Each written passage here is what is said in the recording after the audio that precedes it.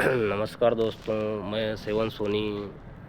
जैसा कि मैंने आपको पिछली वीडियो में बताया कि मेरी पत्नी को किराए के मकान में रहते वीकनेस हो गया था, जिसका उपचार कराने मैं सरकारी हॉस्पिटल गंडई में चेकअप कराया तो डॉक्टरों ने इसकी हालत देखी और शारीरिक मानसिक कमज़ोरी बताते हुए 3 दिनों के लिए इसका एडमिट कर दिया। इस चीज़ की जानकारी मेरे द्वारा मेरे सास-ससुर को दी गई। मेरे ससुर को इसकी जानकारी लगते ही शॉक हुआ, क्योंकि वो नहीं चाहता था कि मेरी पत्नी का किसी डॉक्टर के द्वारा इलाज पानी हो। इसलिए तुरंत ही मेरी सास और संदीप सोनी को हॉस्पिटल भेज दिया। हॉस्पिटल में आते ही संदीप सोनी स्टाफ की नर्सों के पास जानकारी लेने गया।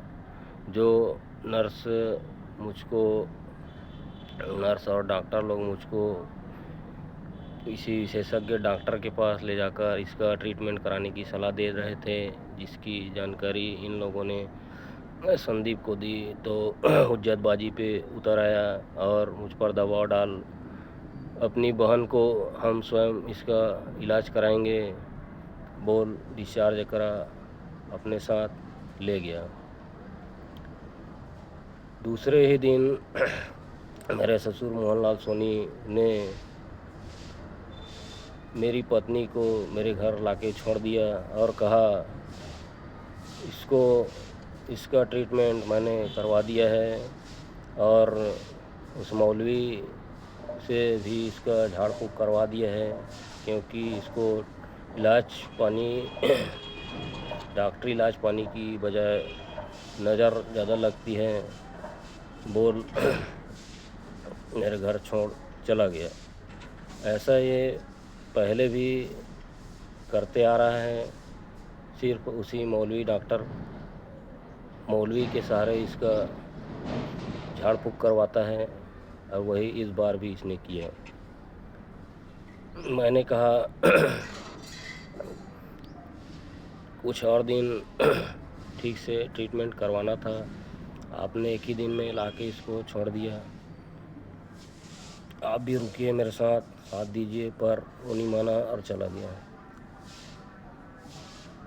पर मैंने देखा कि इसकी हालत दशा पहले जैसे ही बनी हुई थी, जो धीरे धीरे फिर बढ़ गई और दूसरे दिन पहले की तरह ही नॉर्मल बिहेवियर और उसके अंदर वो सब हरकतें शुरू हो गई।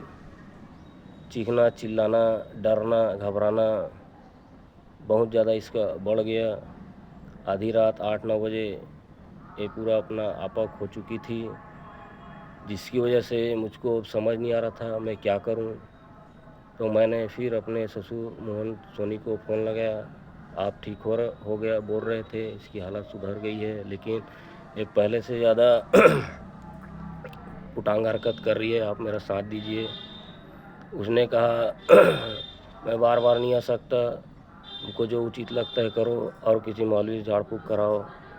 पर मेरे पास इस तरह के कोई मौलवी नहीं थे, जिसकी वजह से मैंने फिर इसको सरकारी हॉस्पिटल में ही ले जा चेकअप कराया, जहाँ ज़ोर ज़ोर से चीख चिल्ला रही थी। आसपास मोहल्ले वाले भी देख डर गए थे इसकी हालत को। हॉस्पिटल में गया, पूरी स्टाफ वाले इकट्ठे हो गए।